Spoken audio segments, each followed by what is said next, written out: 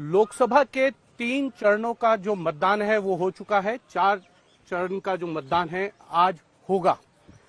इस वक्त हमारे साथ हैं देश के प्रधानमंत्री नरेंद्र मोदी।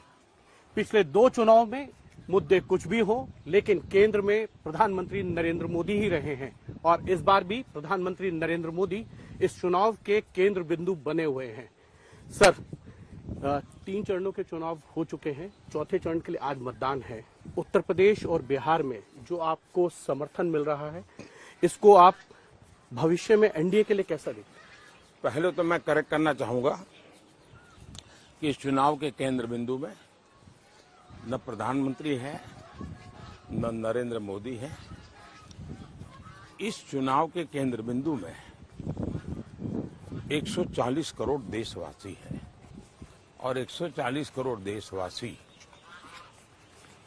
ही केंद्र बिंदु में होने चाहिए। यही तो लोकतंत्र का सबसे बड़ा तकाजा है और उसको मैं थोड़ा विस्तार से कहूंगा तो मैं ये कहूंगा कि ये एक प्रकार से किसान, महिला, युवा में भी फर्स्ट टाइम वोटर, ये सब बहुत बड़ा प्रभाव पैदा कर रहे हैं। मैं देख रहा हूं इस चुनाव में ये सारे लोग बहुत ही प्रोएक्टिव है और वे प्रोएक्टिव होने के नाते काफी अच्छी तरह इसमें मतदान भी कर रहे हैं, सकारात्मक मतदान कर रहे हैं, निर्णायक मतदान कर रहे हैं। जहां तक 3 चरण का सवाल है, मैं साफ देख रहा हूं कि देश की जनता के लिए 400 पार ये नारा नहीं है, 400 पार ये हकीकत है। पहले 3 चरण में साफ हो चुका है। आज चौथे चरण का मतदान चल रहा है और मुझे पूरा विश्वास है कि लोग, गर्मी कितनी ही क्यों न हो, देश का भविष्य सुनिश्चित करने के लिए प्रतिबद्ध हैं और ऐसे सभी प्रतिबद्ध नागरिक अवश्य ही मतदान करेंगे, पक्का करेंगे और भारतीय जनता पार्टी और एनडीए की एक मजबूत सरकार फिर से बनाएंगे। सर, कई विपक्षी दल ये कह रहे हैं कि 400 सीटें एनडीए को नहीं आएंगी, भारतीय जनता पार्टी को जो है 370 सीटें नहीं आएंगी। राहुल गांधी ने एक चुनावी सभा में ये कह दिया कि इस बार प्रधानमंत्री नरेंद्र मोदी जो हैं वो 24 में पीएम नहीं बनेंगे। इसको किस प्रकार देखते हैं? 2 चीजों को 2 हिस्से करते हैं। अब तक वो ये कह रहे थे कि भारतीय जनता पार्टी 400 पार नहीं कर पाएगी और मैं उनकी इस चर्चा का स्वागत करता हूं, क्योंकि उनको ये लग रहा है हो सकता है 399 हो, उनको लगता है हो सकता है 398 हो, इसलिए उनका भी बेंचमार्क 400 है, हमारा भी बेंचमार्क 400 है और हमको लगता है हम 400 पार करेंगे, वो कहते हैं 400 पार नहीं करेंगे। तो इतना ही फर्क है। जहां तक प्रधानमंत्री बनेंगे कि नहीं बनेंगे, आप देख लीजिए 2013-14 के उनके भाषण सुन लीजिए, 2019 के उनके भाषण सुन लीजिए और हर बात उनके क्लेम देख लीजिए। एक तरफ मेरे क्लेम देखिए, एक तरफ उनके क्लेम देखिए। मैं कहता हूं इनके सबसे बड़ा नेता पार्लियामेंट नहीं लड़ेंगे, राज्यसभा से रास्ता खोजेंगे। मैं कहता हूं वो वायनाड से भागेंगे और मतदान के बाद दूसरी सीट तलाशेंगे। मैं कहता हूं कि वो अमेठी रायबरेली, अमेठी में भी उनकी कदम रखने की ताकत नहीं है। मेरे सारी जो मैंने कहा है सही निकला है। उन्होंने कहा था अगर मैं बोलूंगा तो भूकंप आ जाएगा, पार्लियामेंट में तो कभी भूकंप आया नहीं। तो वो हमेशा ये बोलते रहते और उनके मन में इच्छा है कि चाय वाले का बेटा ये प्रधानमंत्री बन कैसे सकता है। और वो भी अब उनके दिमाग में भी भरा पड़ा है कि इस देश में अगर ये इंसान तीसरी बार प्राइम मिनिस्टर बन गया फिर तो इंदिरा जी का भी नाम नहीं रहेगा। ये नेहरू जी की बराबरी का हो जाएगा, क्योंकि नेहरू जी अकेले थे, तो उनको एक हर चीज में वो अपने परिवार को देखते हैं, डर दिखता है कि उनके परिवार से आगे कुछ नहीं होना चाहिए। इस देश में अब ऐसी कोई घटना नहीं होनी चाहिए जिसके कारण उनके परिवार का एक भी व्यक्ति नीचा दिखे। वो राफेल भी इसलिए उठा रहे थे क्योंकि वो बोफोर्स को धोना चाहते थे। उनको राफेल में इंटरेस्ट नहीं था, वो बोफोर्स को धोना चाहते थे, पाप को धोना चाहते थे। और इसलिए उनके सारे नैरेटिव में बैक ऑफ द माइंड उनके परिवार की हिस्ट्री पड़ी हुई है, और वो उसी पे ओवर कॉन्शियस है। उनके दिमाग में न देश है न समाज है। सर, सर्जिकल स्ट्राइक को लेकर कांग्रेस के बहुत से नेता सवाल उठा रहे हैं और इसको लेकर बयानबाजी भी कर रहे हैं। क्या आपको लगता है कि अभी भी सर्जिकल स्ट्राइक एक बड़ा मुद्दा है? पहले सर्जिकल स्ट्राइक की चर्चा तो बहुत हो चुकी है। कांग्रेस के माइंड को समझिए। कांग्रेस का माइंड क्या है?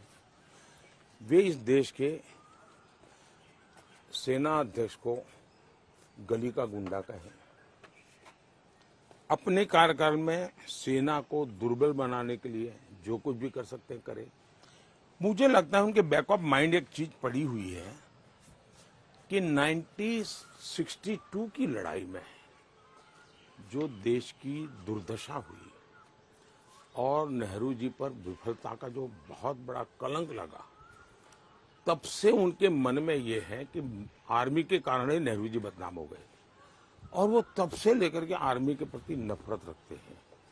आप श्याम मानेक शाह की किताब देखोगे तो उसमें भी ये चीजें दिखती हैं कि उनके मन में तो वो गुस्सा अभी भी प्रकट हो रहा है। तो उनके मन में 62 का जो चाइना के साथ लड़ाई में नेहरू की जो विफलता रही, उसके बोझ के तरह ये परिवार दबा हुआ है, और इसलिए वो लगातार आर्मी को गाली देने के रास्ते खोजता रहता है। सर, आप प्राण प्रतिष्ठा के कार्यक्रम में गए, राम मंदिर में गए, 2 बार हो आए। विपक्ष राम मंदिर को लेकर अभी भी सवाल उठा रहे हैं सर? क्या अभी भी ऐसा है? अभी उनके एक सलाहकार जो 30 साल तक उनके मुख्य सलाहकार रहे इस परिवार के, उनका बयान आया है।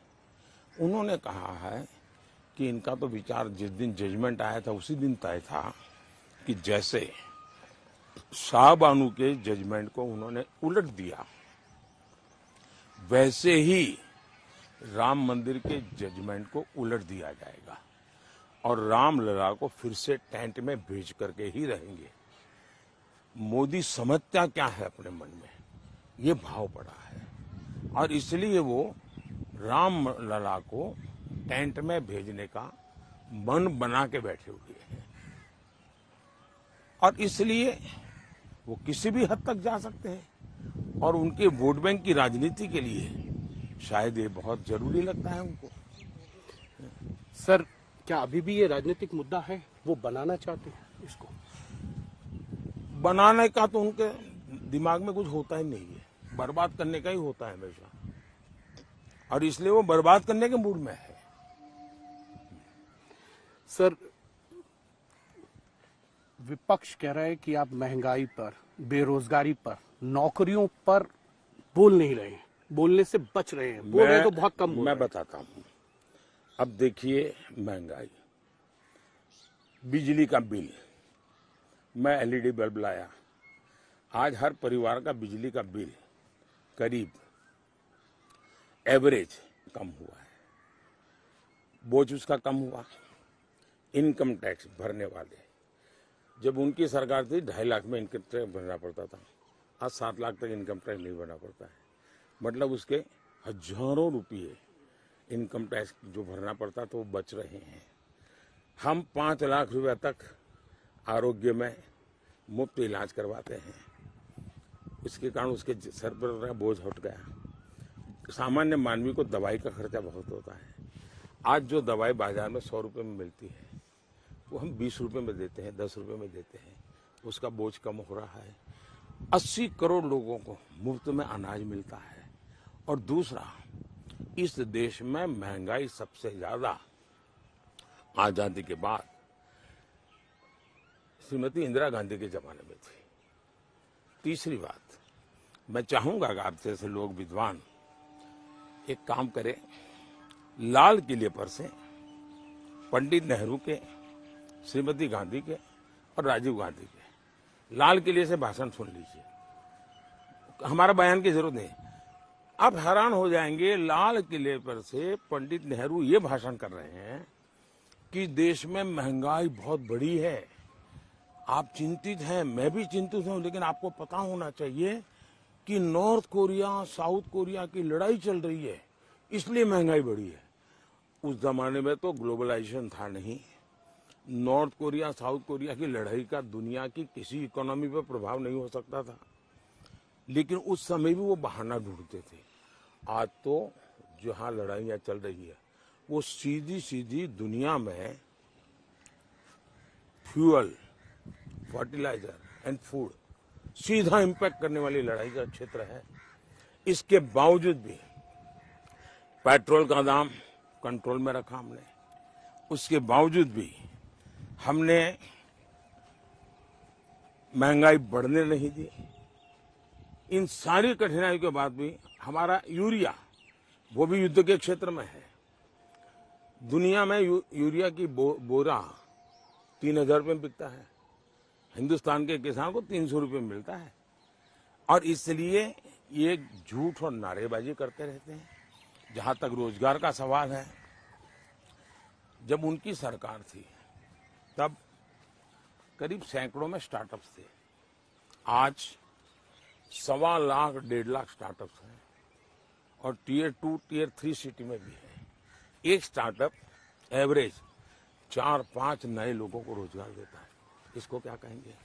हमारी मुद्रा योजना, क्योंकि हम चाहते हैं कि देश के नौजवान को, जिसको नौकरी की संभावना है नौकरी मिले, रोजगार की संभावना है रोजगार मिले, स्वरोजगार की संभावना है उसको स्वरोजगार के अवसर मिले। हमने मुद्रा योजना लाई, करीब 42 करोड़ लोन्स उसमें पास हुई है। करीब 28 लाख करोड़ रुपया, हो सकता है मेरे आंकड़े इधर उधर हो, 25 से 28 लाख करोड़ रुपया उनको डिस्पर्स किया गया बिना गारंटी। और इसमें 70% से ज्यादा फर्स्ट टाइमर है और हर व्यक्ति कम से कम 2 लोगों को रोजगार देता है।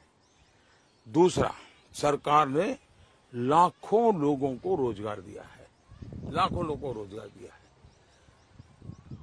दूसरा, ये लोग जब राज्य के अंदर आंकड़े देते हैं तो कहते हैं कि हमने इतना रोजगार दिया। तो ऐसा तो कैसे हो सकता है भाई कि एक राज्य में रोजगार मिला लेकिन देश में नहीं मिला? कोई राज्य देश के बाहर तो है नहीं। तो ये झूठ बता रहे हैं, उनके पास कोई मुद्दा नहीं है। लेकिन इसके बावजूद भी मैं कहता हूं कि देश में लगातार हमने रोजगार के लिए, स्वरोजगार के लिए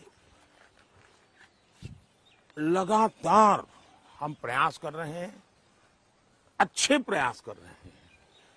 लेकिन वो पुराने जमाने वाली चीजों से अब चीजें बाहर आए। जैसे स्पोर्ट्स एक ऐसा क्षेत्र खुल रहा है। महिलाएं, जैसे हम 1 करोड़ लखपति दीदी बनाया, अब हम 3 करोड़ लखपति दीदी बनाने जा रहे हैं।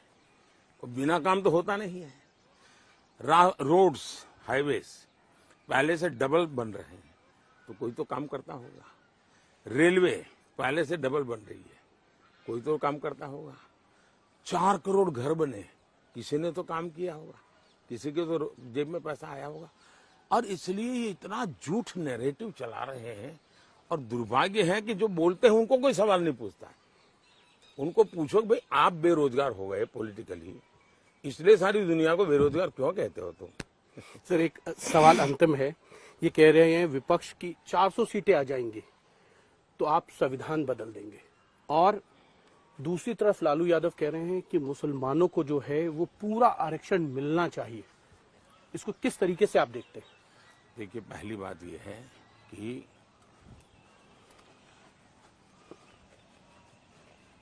19 से 24 हमारे पास 400 सीट थी। 360 के करीब हम जीत करके आए थे और एनडीए प्लस कहे तो हमारे पास 400 हमेशा रही है। तो सीट आने से संविधान बदल जाते हैं, ये तर्क गलत है। संविधान के साथ धोखा इस परिवार ने किया है। संविधान बनने के बाद सबसे पहले संविधान बदला पंडित नेहरू ने। उन्होंने क्या किया? सबसे पहले उन्होंने, पंडित नेहरू ने संविधान संशोधन किया और क्या किया? फ्रीडम ऑफ स्पीच को रिस्ट्रिक्ट किया। फिर इनकी बेटी आई इंदिरा जी। इंदिरा जी ने क्या किया? आपातकाल लगा दिया।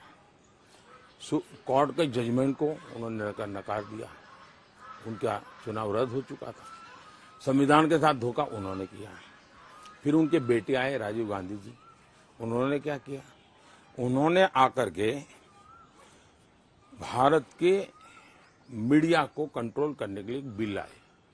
देश के मीडिया ने और देश के विपक्ष ने बहुत बड़ा होल्ला किया तो बच गए, लेकिन तब वो संविधान की भावना के खिलाफ करने गए। उनके बेटे शहजादे, उन्होंने क्या किया? संविधान की कोख से जन्मी हुई सरकार होती है और सरकार की कैबिनेट वो संविधान के अधिष्ठान पर होती है। कैबिनेट ऐसी हवा में नहीं होती। वो कैबिनेट जो निर्णय करे वो संविधान से सुसंगत होता है। उस कैबिनेट के निर्णय किया डॉक्टर मनमोहन सिंह जी के ने।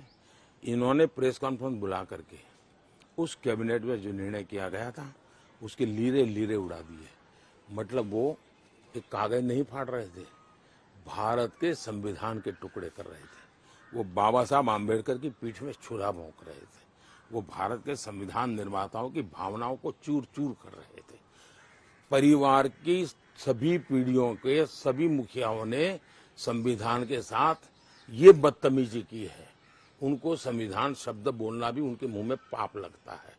जहां तक भारतीय जनता पार्टी का सवाल है, हमारा कमिटमेंट है, हम SC, ST, OBC धर्म के आधार पर आरक्षण नहीं देंगे, नहीं होने देंगे। भारत के संविधान ने SC, ST, OBC को आरक्षण दिया हुआ है। संविधान की मूल भावना के खिलाफ हम होने नहीं देंगे। दूसरा, संविधान सभा की भावना थी कि वो किसी भी हालत में वे धर्म के आधार पर देश में आरक्षण स्वीकार नहीं करेंगे।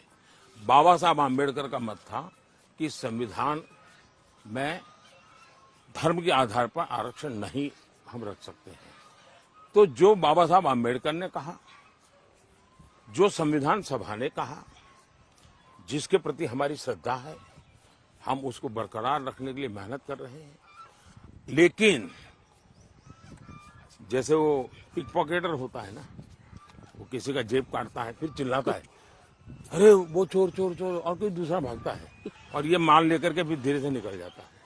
तो ये लोग चिल्ला इसलिए रहे हैं कि उनके इरादा है कि धर्म के आधार पर आरक्षण करने का, और इसलिए वो चिल्ला रहे हैं जी, और हम ये होने नहीं देंगे। चलिए, बहुत अच्छा लगा मुझे, बहुत बहुत धन्यवाद सर। बहुत बहुत धन्यवाद सर भैया, आपने आज तक के लिए इतना समय दिया दर्शकों के लिए, अपने व्यस्त समय में से बहुत बहुत धन्यवाद सर।